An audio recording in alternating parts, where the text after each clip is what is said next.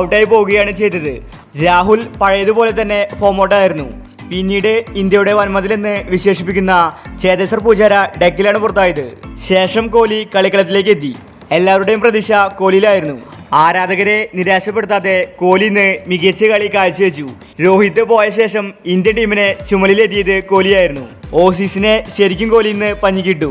ഈ സമയത്താണ് കോഹ്ലി ഒരു എൽബിയിലൂടെ ഔട്ടായി മടങ്ങിയത്. ശരിക്കും അത് ഔട്ടല്ലായിരുന്നു.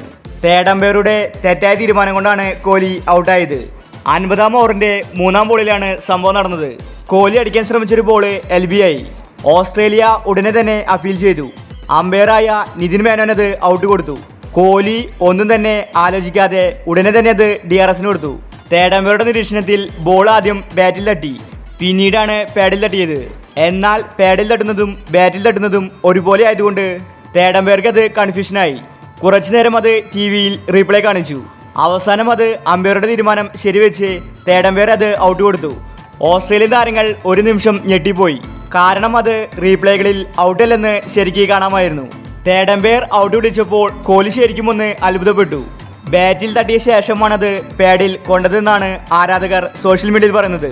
കോഹ്ലി ഔട്ടായി മടങ്ങി ഡ്രസ്സിംഗ് റൂമിൽ ഇതിനെപ്പറ്റി ചൂടായി സംസാരിക്കുന്നുണ്ടായിരുന്നു. തേർഡ് അമ്പയറുടെ തെറ്റായ തീരുമാനം കൊണ്ടാണ് കോഹ്ലി ഇന്ന് ഔട്ടായത്. അപ്പോൾ ഇത് ഔട്ടാണോ? കളി കണ്ടവരുണ്ടെങ്കിൽ അവരുടെ അഭിപ്രായങ്ങൾ താഴെ കമന്റ് ചെയ്യുക. ഒടുവിൽ വിവരം ലഭിക്കുമ്പോൾ ഇന്ത്യ 200 റൺസ് കടന്നിട്ടുണ്ട്. അപ്പോൾ ഇത്തരം ക്രിക്കറ്റ് ന്യൂസിന് വേണ്ടി ചാനൽ മറക്കാതെ സബ്സ്ക്രൈബ് ചെയ്യൂ.